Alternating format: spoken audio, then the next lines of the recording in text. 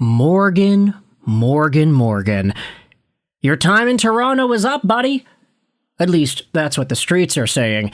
The Toronto Maple Leafs are going through a pretty interesting time in their franchise. Austin Matthews could be on his way out. John Tavares is a shell of his former self. William Nylander doesn't do anything.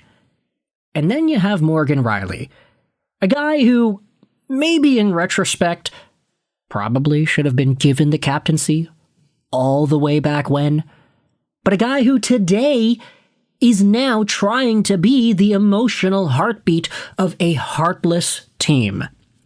We've seen the leadership hoops and hurdles that Morgan Rielly has tried to jump through as a member of the Maple Leafs. The ups and downs, the fights, the getting into it with guys. Yes, it is true. Some folks, like the Islanders broadcast, might go out there and say that Morgan Rielly fighting guys is about a week too late from when guys probably should have been fighting for Maple Leafs colors. But now, we are talking about Morgan Rielly and his declining play as we highlight which teams could he go to next, courtesy of NHL insiders. Now, Morgan Rielly, 32 years old, 6'1", 218, left-handed defenseman signed till the end of 2030, making $7.5 million a year. Pretty beefy cap hit, not gonna lie. Even with the cap going up, I do still think Morgan Rielly is a tad overpaid. Maybe 70-plus points for a guy making $7.5 million is not that bad, and a guy who was able to get near that just a few years ago. But the past few seasons, especially this season, we have seen less out of Morgan Rielly that really justifies that price tag, and even though he has 33 points in 68 games, you talk to Maple Leafs fans around the globe, you'll see a lot of them that are just really disappointed with the way Rielly has been moving, making decisions with the puck, and traversing around the offensive and defensive zones.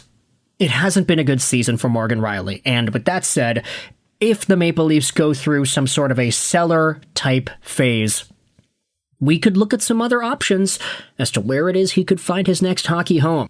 Take a look at what David Pagnotta said on the Leafs Morning Take show earlier this week regarding Morgan Rielly. I could see San Jose being an option. I could see the Ducks as well. Now, pretty small update, I'm not going to lie.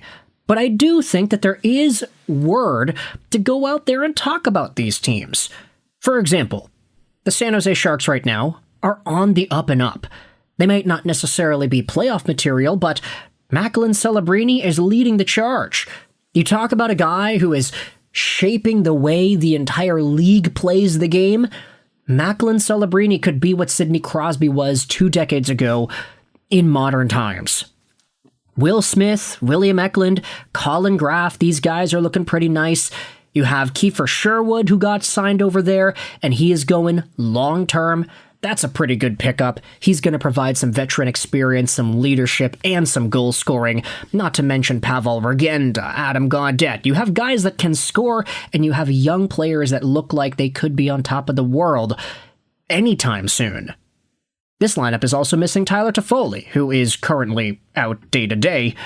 But if you look at the back end, Morgan Rielly probably has a spot on this blue line. Vinny Desharnais is absolutely trash, and if you give Morgan Rielly second or third pairing minutes, I do think that he excels a lot more in this position than he does with the Toronto Maple Leafs. Not to mention the fact that the same could be said about the Anaheim Ducks. Pretty young team.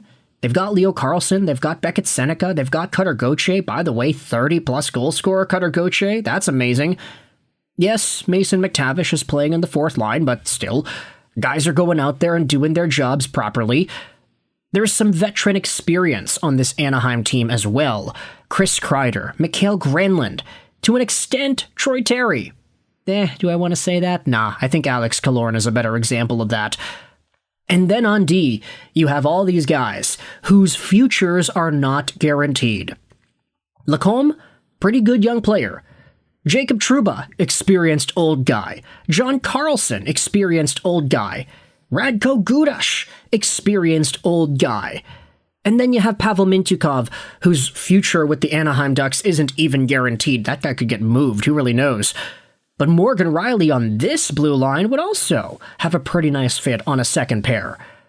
Now, with the Anaheim Ducks in particular, this team has so many guys whose contracts are going to expire on D. Karlsson, Gudas, and Trouba are all expiring UFAs. Mintyukov is an RFA, as is Ian Moore and Olin Zellweger. Morgan Rielly does have some term. Aside from Jackson Lacombe, there is nobody on this blue line that is signed to 2030, like Morgan Rielly is. Meanwhile, you go over to the San Jose Sharks. They have a pretty similar issue over here, too. They got nobody signed on their blue line beyond 2028. Sam Dickinson's going till there, but that's because he's on his ELC. Mukhamadulin's an RFA, and then you have Leddy, Klingberg, Ferraro, and Desharnais all as UFAs. There is going to be some turnaround for either of these teams and their blue lines, and Morgan Rielly seems like a pretty good stabilizing fit that could add tremendous value in a middle pair position. I'll say that for the Anaheim Ducks, you could very realistically say Jackson Lacombe is a bona fide number one top pair guy. You could say that for San Jose's end, even if they let everybody else go, I think Dmitry Orlov has proven that he can at the very least handle top pair minutes these days. Sam Dickinson probably projects to being a number one guy sooner rather than later, so you don't necessarily have the same dependency like the Maple Leafs have on Morgan Rielly these days. I mean, you're starting to see Rielly play less and less, and I think a lot of that is by design. He hasn't really been doing all too well. He's a good guy, honest, he wants the best for his team, but I think at this point a lot of Maple Leafs fans are kind of thinking the same thing. Yeah, if there's a trade for Rielly, go out there and make it. I know there were conversations earlier in the year as well. Oh, Morgan Rielly to Vancouver for Elias Pettersson. Okay, that's not going to happen. Vancouver would probably not take that deal. There still is some value to be had in Pettersson, even though he has declined.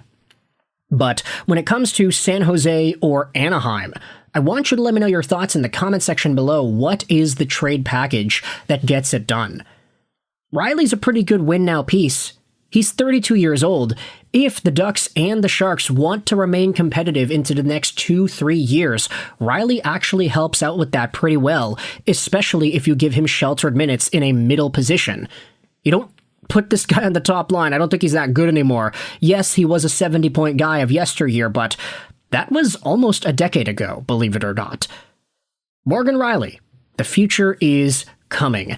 Do you trade this guy for prospects? Do you trade this guy for picks? What do you think is the maximum threshold a team should be interested in letting go of in order to get him onto their squad? And what do you think the Toronto Maple Leafs say yes to in a hypothetical Rielly trade? Sharks fans, Ducks fans, let me know your thoughts in the comment section below. Where does Rielly fit onto your organization? Would you like to have him? Do you think he is an upgrade over what you have today? And if you're a Toronto Maple Leafs fan, let me know your thoughts as to which prospects and potential draft picks make sense for your team. For Morgan Rielly, thoughts in the comment section below. I hope you enjoyed this video. Sign 9, and bye.